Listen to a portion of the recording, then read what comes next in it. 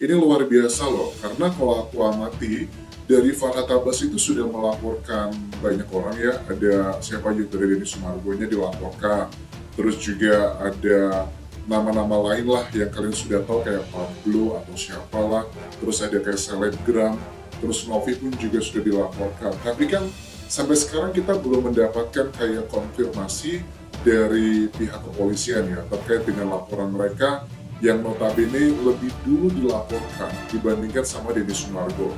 Nah, dari sini, dengan begitu cepatnya reaksi dari kepolisian terhadap laporan Densu, apakah ini sebuah indikasi bahwa wah ini kayaknya para Abbas harus siap-siap ini bakal ada yang dipanggil, diminta klarifikasi, kemudian ada unsur pidana atau enggak, baru ada tersangka.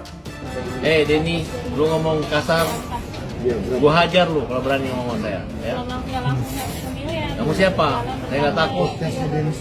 Kamu yang membuat gua ini sampai ini terjadi seperti ini. Nah, ini ya jalan Farhad Abbas mau masuk ke dalam penjara, ini jalannya Farhad Abbas nanti masuk ke dalam penjara ini ya.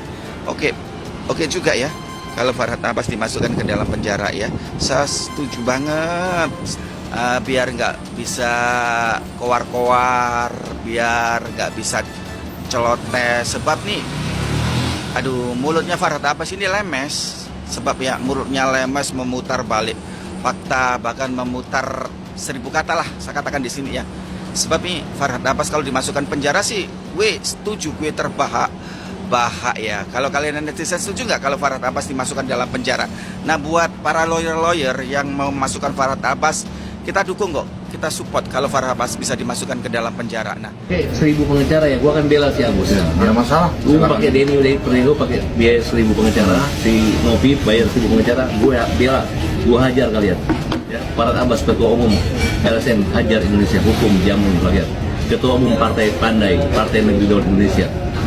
Ini Mbak Krisna, pengacara paling top, pengacara perkasa. Kita bela orang kaum yang lemah mengarah kasus pidana Cirebon. Jadi aku harus bilang wow sama Farhad? Jangan terlalu sombong ya kan. Di atas langit masih ada langit. Tunjukkan, buktikan ya. Kalau kalian itu benar ya kan, sesuai dengan apa yang Anda katakan ya. Ya, emang Anda kira si Agus itu dapat donasi melalui atas diri dia sendiri? Hah? Kalau tanpa ada penyalur, ada yang memberikan jalan, ruang atau tempat seseorang tersebut untuk mendapatkan donasi tersebut, dia kok tidak bakalan dapat sampai segitu banyaknya ya. Lagi pula secara individual ya, penggalangan donasi itu tidak bisa Farhad tanpa ada surat izin dari pemerintah ya. Setidaknya pemerintah setempat tidak bisa itu Farhad ya. Kalau Anda bilang Anda menang dari kasus Sakaratal ya, itu karena dorongan netizen. Ini kalian tanpa dorongan netizen, mau melawan netizen dan apa hukum yang sudah ada gitu kan, sesuai undang-undang. Ini ya guys, gue nemu satu artikel tentang petisi. Cabut izin advokat atas nama Farhad Abbas, sudah tidak layak menjadi seorang lawyer. 1000 petisi sudah ditandatangani oleh 529 orang. Mudah-mudahan gua kalau tahu nih petisinya dari mana dan resmi, gue pasti ikutan. Kalau kalian ikutan nggak? Tulis di kolom komentar. Denny Sumargo akhirnya melaporkan Farhad Abbas ke pihak kepolisian terkait dugaan ancaman dan pencemaran nama baik. Kasus ini mencuat setelah perseteruan di antara keduanya semakin memanas. Dalam pemeriksaan perdana yang dilakukan di Polda Metro Jaya, Denny mengungkap sejumlah fakta penting yang menjadi dasar laporan tersebut. Kami datang untuk memenuhi panggilan BAP atas laporan yang kami buat sendiri. Ini bukan laporan orang lain, tapi laporan kami terkait dugaan ancaman. Semua bukti sudah kami serahkan kepada penyidik, ujar Denny Sumargo kepada awak media usai pemeriksaan. Denny menegaskan bahwa laporan ini dibuat atas dasar ancaman yang dianggap telah melewati batas. Ini bukan soal balas dendam, tapi bentuk antisipasi hukum. Sebagai warga negara, saya berhak melindungi diri, tegasnya.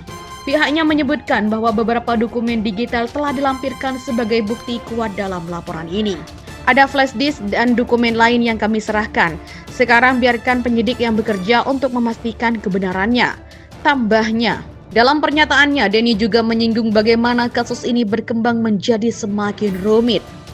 Awalnya saya pikir ini sudah selesai dengan damai, tapi ternyata masalahnya diperpanjang. Sekarang saya harus mengambil langkah hukum, katanya.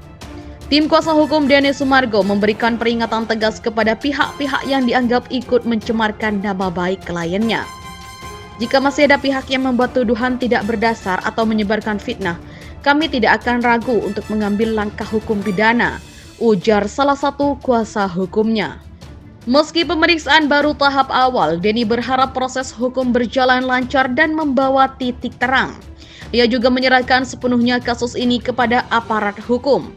Saya percaya pada penyidik dan proses hukum. Semoga masalah ini bisa cepat selesai tanpa harus jadi tontonan publik, tutupnya.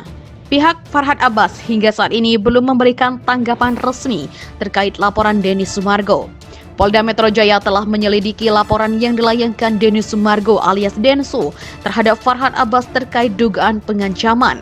Kabid Humas Polda Metro Jaya Kombes Ade Arisam Indradi mengatakan laporan itu dilayangkan oleh kuasa hukum Denny, Sogi Bagaskara.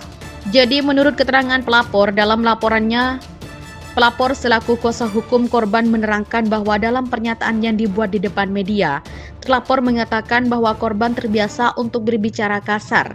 Kemudian terlapor juga mengatakan akan menghajar korban, kata Ade Ari kepada wartawan Selasa. Buntut pernyataan Farhad itu, Denny selaku korban pun merasa dirugikan sehingga membuat laporan ke pihak berwajib. Dugaan peristiwanya pengancaman sebagaimana diatur dalam pasal 369 KUHP, ucap Ade Ari. Disampaikan Ade Ari dalam laporannya itu, pelapor turut menyertakan barang bukti berupa 1 buah rekaman video. Kini laporan itu masih didalami oleh penyelidik. Ini sedang didalami oleh rekan-rekan penyelidik. Laporannya baru saja diterima beberapa hari lalu, ujarnya. Pada Senin 18 November lalu, Denny diketahui mendatangi Polda Metro Jaya untuk melakukan berita acara pemeriksaan atau BAP terkait laporan tersebut. Saya dipanggil untuk membuat BAP atas laporan yang dimasukkan oleh layar saya, kata Denny seperti diberitakan Detik.com.